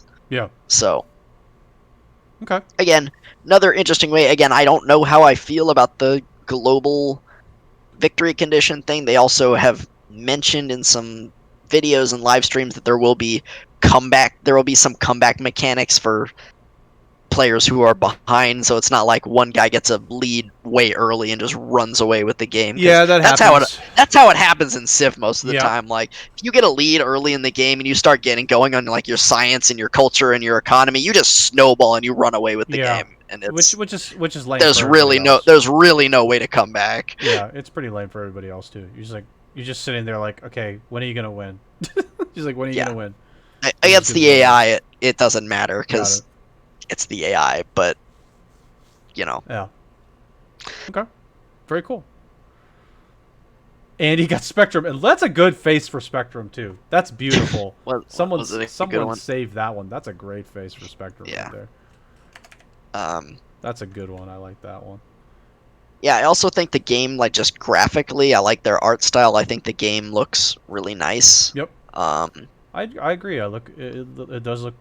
The UI looks very clean. It looks very colorful. I appreciate that. Yeah. What else did I want to talk about? I had kind of a list of talking He's points got a for list. this. He's got a list. So I talked about the fame victory condition. We talked about cultures a little bit. So a few weeks ago they had their own. It's not in beta yet, but it was like pre-alpha. I think they're in alpha or pre-alpha right now. The build we got was classified as pre-alpha, but they called it open dev. And this is the kind of thing that the studio's been doing for a while. They like to work with their community. Like in the past games, they've had a community designed faction. They had a faction design contest, and whoever won, they actually implemented their faction into the game. Cool. So they've always done stuff like this, but for this they called it open dev, and you can sign up for it on their website. If you make an account and all that, and then you can get early access to the game. In this case, there were three scenarios. The first one was just kind of an early look at some of the early game. They give you the Babylonians. You start in the ancient era. You didn't get any of the nomadic stuff. You start in the ancient era with one city as the Babylonians, and you get to play for 30 turns from there, basically. But there were no other players on the map. There were no other explorer. And develop your city and take a look at the tech tree a little bit. And the tech tree looks very much like what you'd expect from a civilization tech tree. So yeah, that was, interesting to explore. The one thing I'll say that I didn't really play around with it, but it seems like each of the buckets of culture types that I talked about earlier is going to have some sort of like special ability, and maybe it'll be unique per culture, but I doubt it. The Babylonians, as a scientific civilization or culture, had an ability called science mode, where you could click this button and it converted all your production and gold output from your cities into science. Oh, interesting. For a minimum of 5 turns. You had to keep it active for 5 turns minimum, and then you could turn it off. So if you didn't feel like you needed any gold or needed to build anything at a time, you could just like supercharge your science and just blow through the tech tree for a little bit. Yeah, Civ has this as well, by the way. For cities, you can activate different, like when you have the district, you can activate like you you transfer your production into like science, essentially, is the idea. It's like a campus grant research is what it's usually called, or like as you get spectrum. Yeah, so Yeah, there's like this- various you can do that, but yeah, I mean it's yeah. Yeah, I guess you're right. I didn't really think about that, but this felt more unique to me than that. I don't know why, but yeah, it works similar to that, I suppose, where you just if you don't need to build anything, you just click the science button and it just turns your production into Yeah. science. Yeah, just Um, changes it. Yep. Makes sense. But yeah. So yeah, there was that. And then there were a bunch of scenario 2 was like 4 mini combat scenarios. And the combat in this game it's similar to the way Civilization works, but I think there's an extra layer of strategic depth that I like in it. See now how in Civ, like there later in the game, there's like armies and corps where you can combine units into armies and corps. So this game, as well as the other games that they've done, you start with that ability basically, and you don't have to stack the same unit. Basically, when you start the game, you can stack 4 units on top of each other into an army. Okay. And it doesn't matter. You don't have to. Again, it doesn't have to be the same type of unit. You could, put a warrior, a scout, an archer, and a cavalry in an army, as an example. Or you could put 4 scouts or 4 warriors or whatever it is. Yeah. And when you're and in the case of the Babylonian scenario that we got, though there were no other players, there was like wildlife that you could fight, which kind of but they acted as barbarians did. Okay. They were on the map and you could fight them. Okay. But when your army encounters another army on the map, you are transitioned into a battle scene. A portion of the full map gets like sectioned off as a battlefield, and you are allowed to deploy your units on your side of this battlefield based on the angle that you approached at. Mm-hmm. And then you play through rounds of combat, basically turn-based. Whoever initiated the attack gets the first turn. Okay. So the aggressor goes first. And there's a level of... Obviously, there's the basics, units have movement, they have combat strength, range units have a certain range combat strength, and then, defensive combat strength, I guess, and they have a certain range. Yep. Where the strategic depth, I think, comes in is obviously, there's the basics, like certain units counter other types of units, like pikemen counter cavalry, as an example. And certain units there's a bunch of special abilities for some of the unique units, like the Greek hoplites or hoplites. I don't know exactly how you pronounce it. They Hoplites? get I a don't combat know. they get a combat strength bonus for standing next to each other, like the phalanx. Correct. The phalanx thing. So Correct, that yeah. makes sense. And the Persian immortals in one of the combat scenarios gets a further combat strength increase for attacking from high ground. Oh, interesting. And this was one big thing in this game. If you have high ground, is a huge advantage. I think you get like a +4 combat strength bonus for attacking from high ground. Wow. So positioning was really important in combat, like maneuvering your units appropriately, like getting the high ground and not attacking from the low ground, and then the rivers.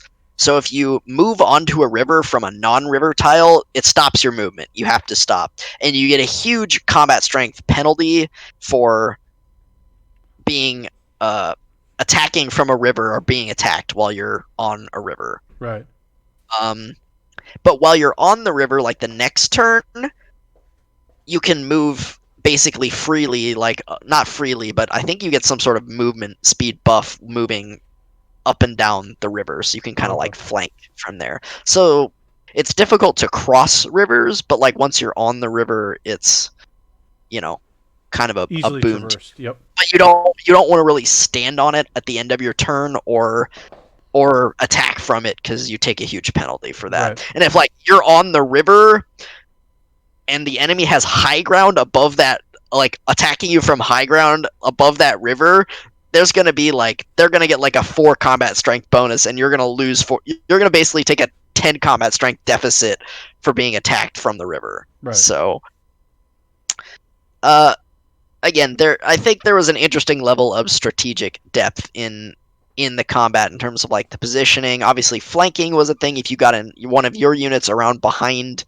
the enemy and another unit on the other side, you would get a flanking combat strength bonus. And then basic unit counters and stuff like that exist.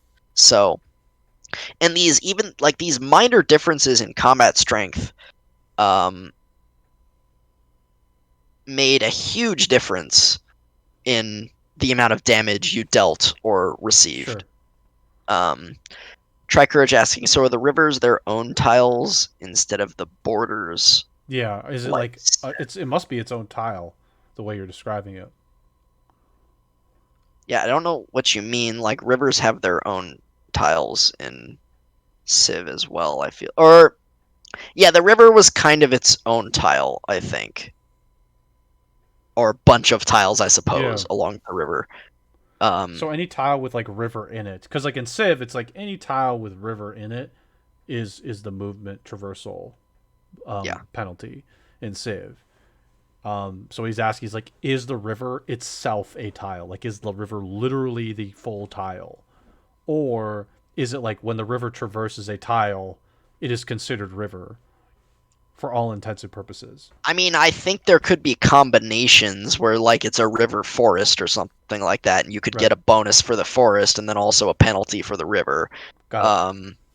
So I think it can go both ways. I don't, think river. In the combat scenarios we got, they were just like, it was kind of a desert, so it was like a river, and it was desert. It was just like waste desert, open terrain all around. So I don't 100% know the answer to that question, I'm going to be honest.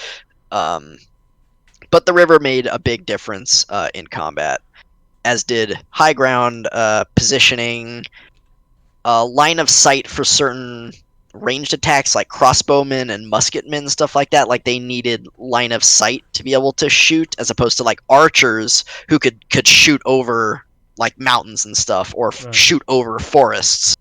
Whereas if you were like, say you have a musketman standing in a forest, but there's another forest in front of you, you cannot shoot past that forest because you don't have line of sight. Okay. Yeah, there's a little bit of extra stuff going on. Yeah, there was it wasn't a ton, but there were enough extra layers of strategic depth where I'm like, okay, this is actually much more interesting than Civ, where in Civ I just feel like you just kind of ram units into each other and pretty much whoever has the bigger number wins. And I mean, at its base, that's how it works too. But since it's kind of a separate combat scene that happens, I don't know. There's limited area that you can move in, and it also lasts for a limited number of turns. Okay. So when you do this combat scene, there's rounds, and like a few rounds will compose a full in-game turn. Okay. So you can focus your focus on this battle scene and deal with what's going on there for the 3 rounds or whatever that exists. And I think the number of rounds gets longer the later the game gets in the eras, the more advanced units exist. Also, the more units that are involved in the combat, I think it lengthens the combat scene. Sure. And the combat can also exist over multiple turns. So say you have 3 rounds per turn, but if you play 3 rounds and the combat's not resolved, it can advance the next turn, and in the next turn you'll play another 3 rounds of combat, and you'll play until it's either resolved, or there is like a turn limit on it eventually where you'll just kind of it's a draw, I guess. Yep. And you back off. Gotcha. But you can also, like, if you're having, say, a later in the game when you have more stuff going on and you have more units, you have a big battle going on with maybe one of the other players, you can bring in reinforcements. If you have more units from, you build more units from one of your cities, or you have units come in from somewhere else, you can bring them into the battlefield, and then they'll act as reinforcements, and then you can deploy those into the battle. Gotcha. Okay. So, A little bit as of I extra said, stuff. there's a little bit more depth to the combat. It's hard to explain it without showing it. Again, I recommend going on YouTube and checking out videos of the open dev if you're interested, in checking out the combat and some of this that I'm talking about. Okay. Let's see, what else did I want to talk about? I talked about fame. I talked about cultures a little bit. I talked about combat. The other thing I wanted to talk about a little bit was the way cities work, and like settling expansions, etc. So they have a district system somewhat similar to the way Civ 6 does it. Yep. However, in this game, it works like Endless Legend, which I don't think you've played Endless Legend, but so you place down your city center on a tile that you pick within a region. The map is divided into regions. There's like white lines around each region, and when you place down a city in that region, your civilization controls that region, and you can't put another city within that region, nor can another civ. Yep. So there can only be one city in each region. Sure. And when you place down your city center exploits and gains the resource yields from the tile that the city center is on, as well as all of the adjacent tiles around it. So as opposed to Civ, where you have to have population to work tiles, and you don't get the yields from the tiles unless you have population to work the tiles, with the exception of the city center, which is always worked without population. Right. Population does do stuff. When you increase your population, you can choose what yield you want your population to work. Basically, there's another menu at the top when you click on your population. So like there's food production, money, and science, and you can tell your population to work one of those four things, and you will get a +4 or whatever it is to food for having a population work that particular resource. And the way you expand your cities with districts, they expand outward from the city center. So if you have to build your district in one of the adjacent tiles next to your city center, and then that district will then exploit the tiles that are then adjacent to that district as well, and those tiles become yields for your city center, for your city as well. So your city kind of expands outward from the center as you build more and more districts. Right. And the number of districts you can build, I believe, is based on how much population the city has, which is maybe something on the tech tree as well. Yeah, that makes sense. Yep. Gotcha. And there are the districts you build are similar to the way they work in Civ, but it's not that you can only build one for each. So if you build a food district, it will only exploit the food that are on like the tiles that it's building out to. So you would lose the production yield from those tiles basically and only get food. Okay. And then there's a production one, a science one, etc. And then, as I said, each culture has their own unique district. So I think the Babylonians, which we got to play as, they had a science district, but it also exploited food. So it did science and food. Okay. So yeah, that's the way cities generally work, and the way expanding and building new cities worked was there was actually no settler unit in the game. You could have any of your units place a new outpost in any non-claimed region of the map, because I said you can only have one city in each region of the map. Mhm. So you could have any unit, like a scout, for example, say, "Oh, this looks like a good region. You know, there's maybe some luxury resources here, and there's some horses. You know, here's a good tile to put my city on." You can have them put an outpost down to create a new city, and that costs gold. Yep. So it kind of gives you a use for gold early in the game, and it's important to have gold early in the game because you need gold to expand. Yep. That thing takes a few turns, and it becomes an outpost, and it starts, like, I believe, giving you yields for the tiles around it, and you can do things with the outpost. You can't do that much. You can't expand it any further, other than you can, I think you can spend gold with outposts as well to exploit like, if there's a luxury resource or a strategic resource, you can spend gold to build one of those, like, exploitation, like an improvement, basically, that will allow you to exploit that resource. Yep. And if you want to upgrade that outpost to a full-fledged city, that costs even more gold. So, you know, say it costs like 50 gold to put down the outpost, and then it costs another like 100 gold or 200 gold to turn that into a full-fledged city. The other thing that you can do, instead of turning it into a city, is you can actually link any of your existing cities with an outpost, and that makes it become part of, like, the existing city. Okay. So you can, this is their answer to, like, wide versus tall. So you could theoretically just take all of the regions on the map, and you can still turn these outposts into cities and then link them to your main city. You could theoretically take control of, 10 regions on the map and link all of those regions as cities to your one main city, and so you have one, like, megalopolis city. Massive city, yeah. Yeah. And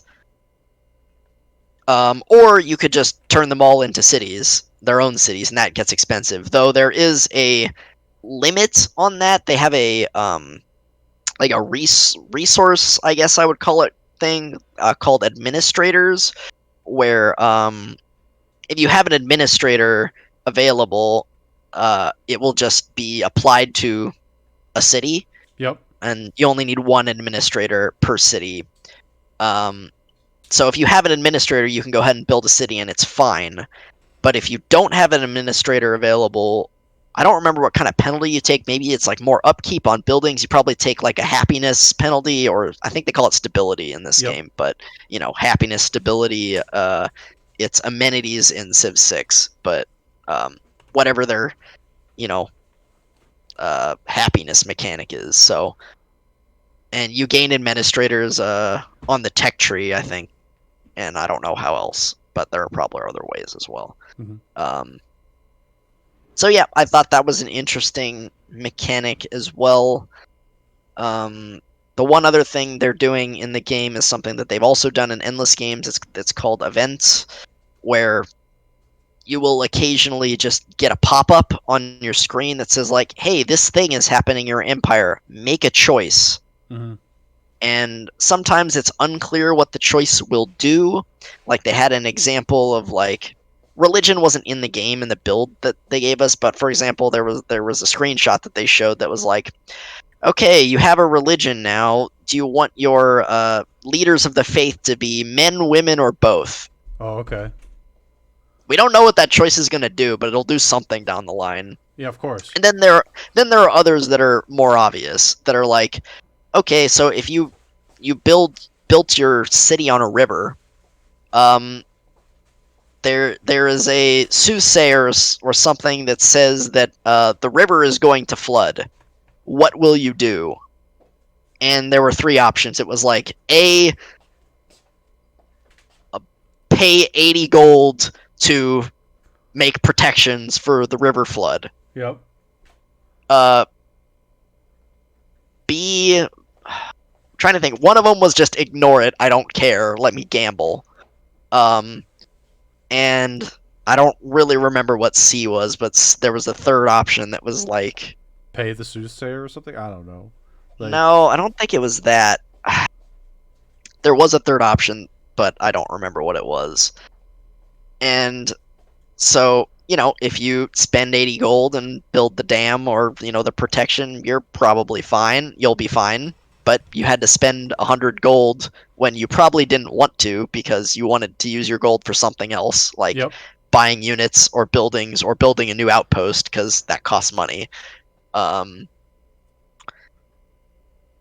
or you can gamble and pay the consequences if it doesn't work out. Yep. And then there was the third option. So, and they did this thing where they talked about the events are. It's obviously a random pop-up, but the way the event system works in the game, it's based on like what you're doing and what's happening in your civilization. So it'll be relevant to the way your game is playing out. So like if you build a granary, there's an possible event for a granary where, rats are eating your food supply, so you have to make a choice about what to do about that. Yeah. So they're trying to present this in like a story way, presenting choices to you. You are the leader of this civilization, and they're presenting these choices, these large choices to you to make to see what's going to happen to your civilization down the line. So yeah, there's some other systems in the game that we haven't really been, they said religion is going to be in the game, but they haven't explained anything about it yet, so we don't know.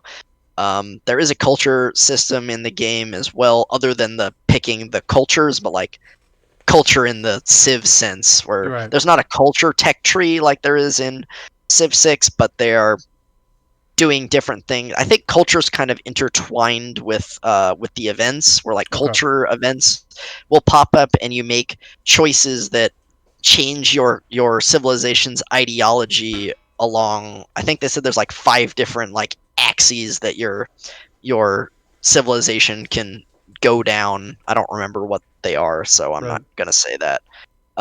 Again, this wasn't in the build that we got to play, so I don't really know that much about it other than what I've seen them talk about in videos. But you'll make more choices as far as culture goes down the line and like the ideology of your civilization, and that will have probably both effects on possible events that can happen in the game as well as like gameplay effects in terms of yields and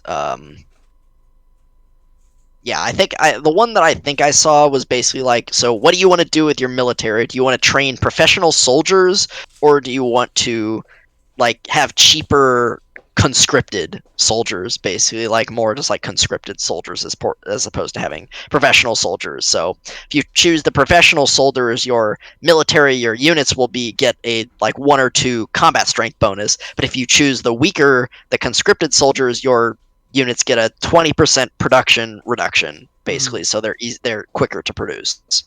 So stuff like that. Okay. So yeah, that's all I have to say about Humankind. I know I rambled for 40 minutes or so about that, but I think the game looks really cool. I'm really excited for it. It's coming out. It was originally supposed to come out this year, but they delayed it till next year.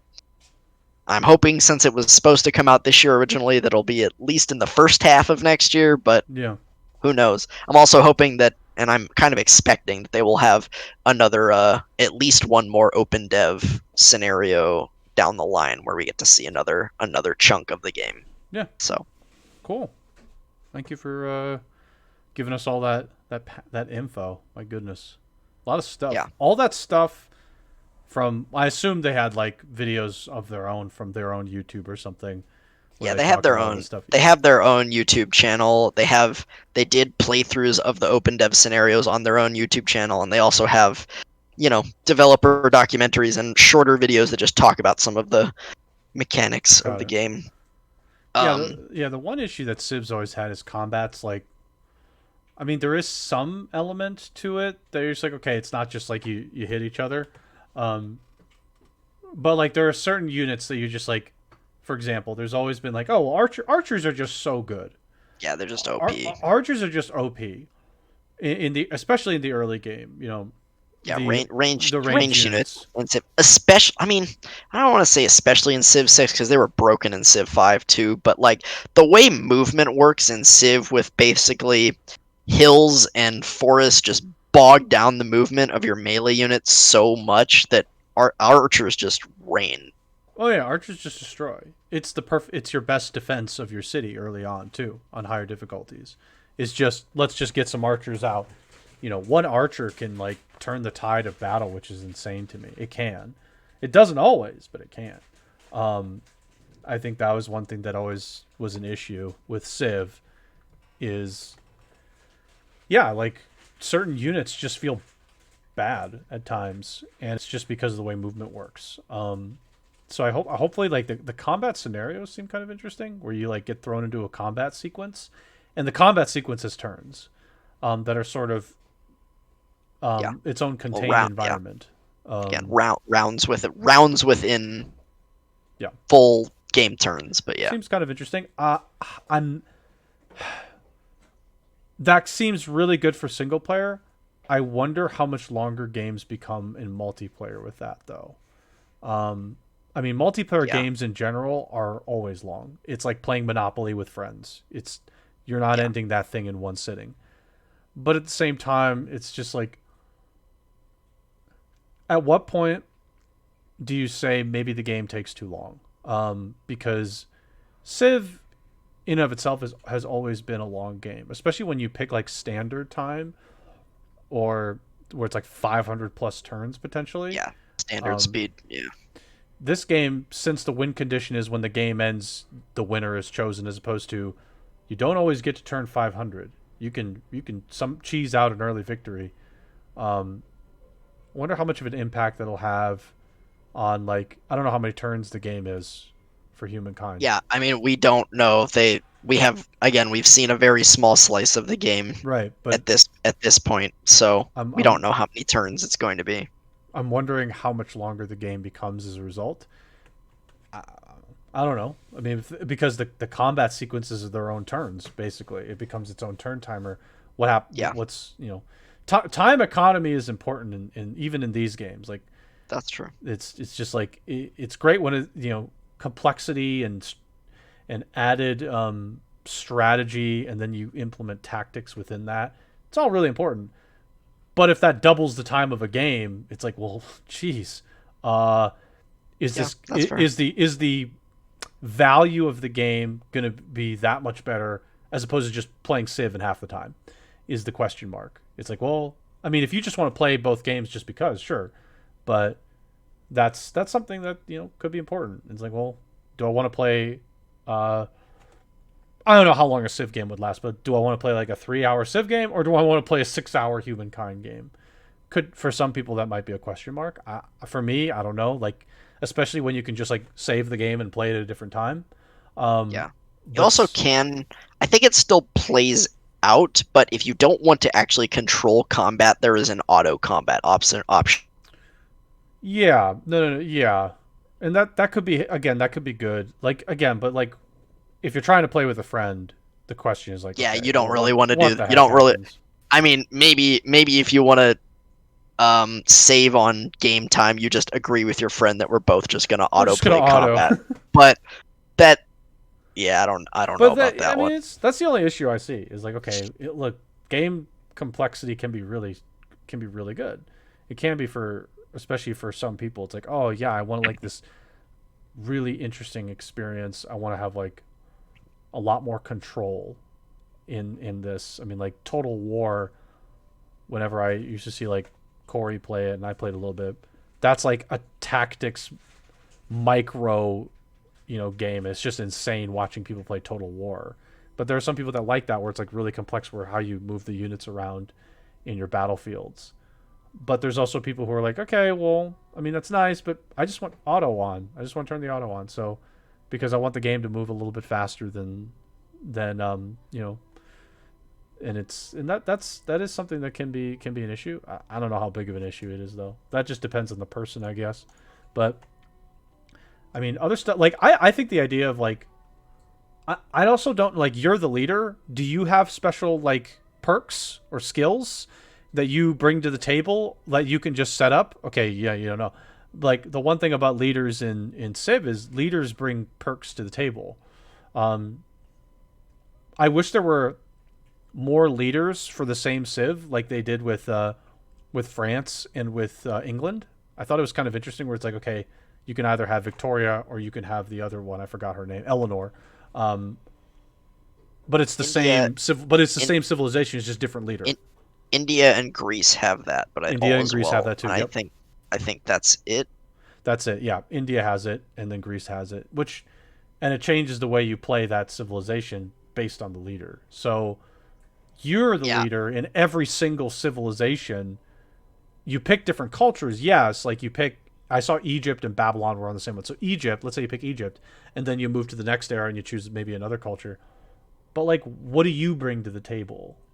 Like you're the leader. Can you pick as a leader a various different set of skills compared to another leader? Because if all the I assume that's going to be the case, but if it's not and we're playing multiplayer, I don't know. It's like all leaders are the same then. I sincerely I sincerely Yeah, believe that's not going to be the case, but I didn't think about that at all, to be honest, and that's a good point. You know, maybe there will be a set pool of starting leader abilities that you can choose from for your avatar, your it doesn't leader have to be much too. character. It doesn't have to be much. Yeah, at first. just like one thing. It's just like a couple things. Like really, it doesn't have to be much, but it's just like if all leaders are the same, then it's basically just which cultures did you choose that are different, which isn't bad, but it's weird. Like I do like that Civs like with Greece too. You've got Gorgo and you've got Pericles. They're two different leaders. They have two different strategies, really, when you think about it. Gorgo wants to go in. Pericles is more passive. Sure, why not? That makes it a little bit more interesting for that Civ in particular for the we'll say the Greeks and the Spartans in this case. So if your leader just like had no perks or abilities, you could you said like you could sort of like customize the look of the leader or whatever. I think it's yeah. speculation, but Yeah. I feel like I saw something about that at one point. But again, a lot of the game is still very under wraps. It's either incomplete or they just haven't talked about it yet. Okay. So who knows? Yeah, I hope It's a lot of speculation. something tells me there will be like a few things like, okay, this leader, you as a leader, like you can choose like maybe like one or two little extra skills that like do something. Doesn't have to be much. But just like, oh yeah, you get like some bonus that no other leader could get. Like you choose a very specific perk. That would be fine for that. And then you just add as the game, you just add more stuff as the game progresses. For like game releases, but like more content added on after the fact. So, okay, cool. Yeah, I mean, I encourage you and Try and whoever else in chat is interested in 4X games and this game from what I've talked about to check out the YouTube. They have an official YouTube. It's just like I think it's just Humankind. That would make So sense. they got a lot of videos there and plenty of Awesome. the Civ types YouTubers have done some videos on those. So if you've watched videos from Civ YouTubers, they probably have done at least a video or two on Humankind if you want. Gotcha. If you have a particular personality in the Civ community that you're a fan of, they probably have something on it. I know they do. I just like can guarantee they do. But let's see what the time is. Oh my. Okay. Well, the at this point we've just about hit our 2-hour mark. We got some game news in, saw some trailers. I got to talk a little bit about Marvel. We got Humankind, and we were going to talk about some other stuff involving like what we're up to, and I think just like generally like any other stuff. Maybe we'll save that for another day. We'll save that for next week or something. But I think here let's pause here because this is I think a good stopping point, an appropriate stopping point for this. So yeah, maybe next week we can have like a little time slot for that more. In conclusion today, we will say just keep supporting us. Check out Humankind, obviously. Their YouTube, just Humankind YouTube, just type it in. I'm sure it's there. You'll find probably tons of videos, actually. Check out, I would say, really, just take a look at Marvel's Avengers too. I gave it a hard 7.5, but I don't know, like maybe it's for you. Who knows? And then all those trailers are pretty exciting. So just be sure to keep supporting us. Support our Twitter, our YouTube, the Myriathon, where all of our VODs are growing up. The Tales of Crestoria one we had last week is actually going to be going up tomorrow because it took like all day to get it up. Actually, today I started it at noon after my job, after work, and it processed right before the podcast. It takes way longer than you think because of how long these videos can be. YouTube is good. It's like it just takes a while. But like other videos, for example, that I do like just randomly, like I did a couple videos randomly with Far Cry. Actually, tomorrow I've got a video uploading for Destiny 2 from the Crown of Sorrow raid. It shows off my amazing platforming misfortunes. It's just 2 examples. Just to spoil a bit of it. Definitive evidence that Tricourage pushed me off a platform. Is what I occurred. believe that. He pushed me as I was in the air. He shoved me and killed me as a result. So it's video evidence. Can't dispute it. I checked it. It's going up tomorrow on my YouTube channel that I created for the shenanigan videos that I have for streams, just because I felt like doing it. But follow our Twitters, please. Automaton89, SB Teaspoon. All of the Myriacast stuff goes up on those. Tales of Crestoria will be Thursday. I actually might need to mess with the time a bit. For those of you that don't know, I'm going to be going to school in a couple weeks, and I have to have a call with an advisor for the school to figure out how I'm supposed to sign up for classes. Good stuff. Already off to a good start with school. That's always fun. Well, they like had like a walkthrough of it, and it's like this is way too complex of a walkthrough for this. We need an hour-long compilation of auto falling in Destiny. No, you don't. No, you don't. That would require editing, and I'm not doing that. So but yeah, so the time may not be 4:30, might not be 4:30. It depends. The call is at 3, but I don't know how long it's going to be. Hopefully 4:30, but to be determined on that. But we'll be doing Tales of Crestoria, more raids. Though I've heard there's like a raid glitch. Like Blue said, there's a raid glitch. You can't open raids. Bit disconcerting. Yeah, I saw something about that. I don't really know. That's weird. I haven't been playing lately. I played yesterday, and I'll probably play today in a bit. But I didn't even know that was a thing. But I guess there's a raid bug in that game. So good stuff. Thursday may not actually be raids. It may be other stuff. And then Is there anything else on the docket for you for streaming other than Destiny right now? And obviously the Thursday Crestoria. Well, this week, Destiny 2, if we're doing a bit of our own little shout-outs. Raid days, Tuesday, Wednesday. We're getting the crew together. We have a full 6 stack now. We have more converts to the cause. We've converted Karu to the cause. He's a free-to-play player currently, so we were going to do Leviathan raids tomorrow and Wednesday. Tomorrow's raid will be streamed by me. I believe I said 6:30, and then Wednesday's 7:30 because Vis needs to do something. Vis has like some kind of thing he has to do, and 7:30 is it. So that's what's happening on stream. Is the raids are going up. As far as other stuff, I don't know yet. But Destiny raids happen on my stream. I like to have video evidence of people trying to hurt me. Bullying you. And Cruz says, I'll carry the raid. Don't worry, Otto. I believe you will. I believe you will. I have faith that you will. I can't wait. I'm excited for it. If anybody else wants to convert to the cause and join in and give us the old salute and join the full auto GG guild, let me know. And we'll get you suited up and ready to go. Positive vibes only. Also, if I get any negative vibes in any of the streams for Destiny or in the raids, I go crazy. I go crazy now. Only positive vibes. I Um, I feel like people like routinely flame you, so I don't know how they that do, gonna work. but not during streams for sure. They can't. It's not allowed. Positive vibes only.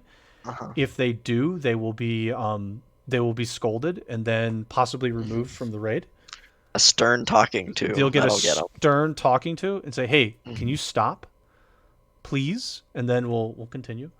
But positive vibes only in these raids. But no, it's routine that when we play, actually it's kind of funny. I don't want to go too far into this because I know we're gonna end soon, but I kind of like made these jokes yesterday. So I was joining those guys and doing and helping them with stuff.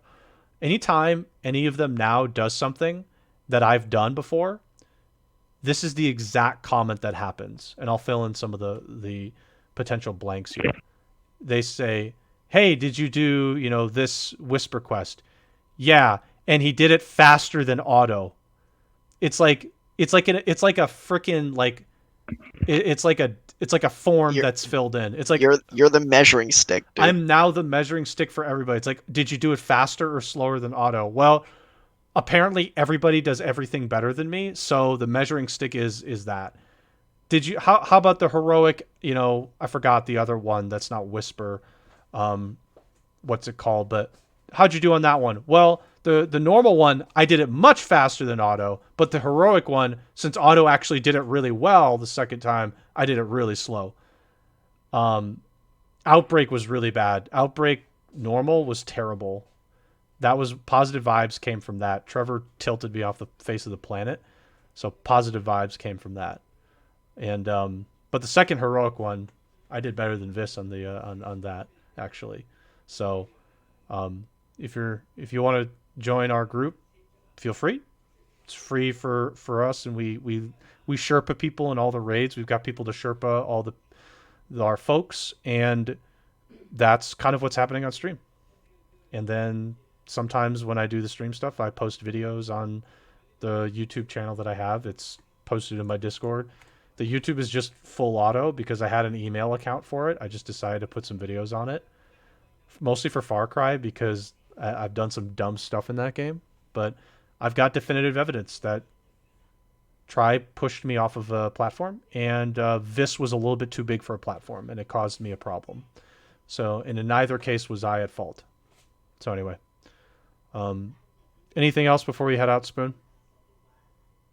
Nope. Okay.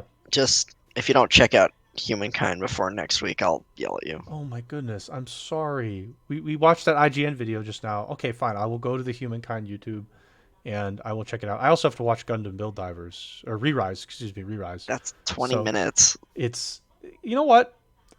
This is what happens. This is literally what happens. Is I'm like, this is what happens. Anytime we do anything, I do Destiny. I get You don't I you get don't this, you don't I have get- infinite time in the day to No, just I don't. watch YouTube. It's weird. I don't. Okay, It's sorry. weird how I don't. I wish I did though. Yeah. But it's weird how I don't. So thanks everybody for watching. It's more than 20 minutes for auto. He does things slower, I've heard. I can't wait for the raid. I can guarantee Kuru messes up. I can guarantee Kuru messes up something. I know he will, and I'm particularly excited for it. We should give him the runner. We should make him a runner on the gauntlet. We should make him a runner. Anyway, thanks everybody for joining. Hopefully you enjoyed our conversations and watching the trailers and sort of piqued your interest in Marvel's Avengers, even though I didn't say it was great, and Humankind, and checking out some videos for it. We will see you guys this Thursday for Tales of Crestoria, probably at 4:30 Pacific time. And if not, we'll see you guys next week. Thanks for coming, and have a nice rest of your week. Have a good night.